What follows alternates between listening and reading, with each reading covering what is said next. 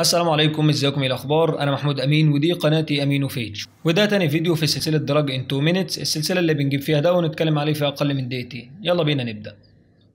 الدواء اللي معانا النهارده هو الانتودين، وده واحد من اشهر الادويه اللي بتستخدم في الحموضه وقرحه المعده والاثنى عشر زي ما هنعرف بعد شويه. الانتودين بينزل في صوره اقراص بتركيز 20 و40 مللي جرام، وكمان اقراص مضغ بتركيز 10 مللي جرام، واقراص فوار بتركيز 20 مللي جرام، وكمان بينزل في صوره حقن بتركيز 20 مللي جرام، وفي صورة باودر بنستخدمه في عمل دواء شرب. المادة الفعالة الموجودة في الأنتودين هي الفاموتيدين، ودي بتصنف ك H2 ريسبتور أنتاجونست. زي ما احنا عارفين الهستامين بيروح يمسك في ال H2 ريسبتور الموجودة في الجاستريك بارايتال سيل فبيتم إفراز الحمض.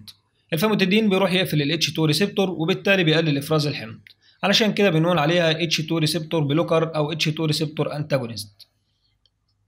بالنسبة لاستخدام الأنتودين بنستخدمه في حالات الهايبر أسيديتي اللي هي زيادة الحمض علشان نقلل إفراز الحمض، في حالات الحموضة اللي هي الهارتبيرن، في حالات ارتجاع المريء اللي هي الجيرد جاسترو اسوفيجيال ريفلكس ديسيز، في حالات الألسر اللي هي القرحة سواء بقى كانت قرحة معدة أو اثنى عشر.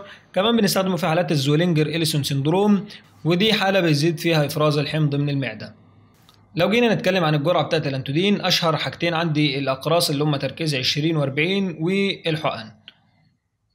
تركيز ال 40 مللي جرام بنستخدمه مرة واحدة في اليوم، ويفضل قبل النوم علشان خاطر الأنتودين مميز في إنه بيقلل الأسيد سكريشن بالليل.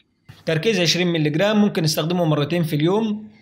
بالنسبة للحقن بتكون بتركيز 20 مللي جرام، بنستخدمها عضل أو وريد كل 12 ساعة، يعني حقنتين في اليوم. لو هناخد الأنتودين أكتر من مرة في اليوم يفضل قبل الأكل بنص ساعة. ممكن نستخدم جرعات أعلى من كده وأقل من كده على حسب الحالة بتاعتنا. شوية ملاحظات كده لازم نتكلم عليهم زي ما احنا متعودين.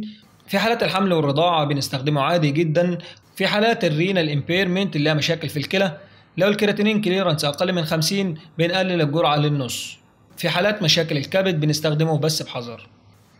وبكده نكون خلصنا حلقة النهاردة. لو عجبتك الحلقة دوس على اللايك واشترك في القناة علشان توصلك الفيديوهات الجاية إن شاء الله.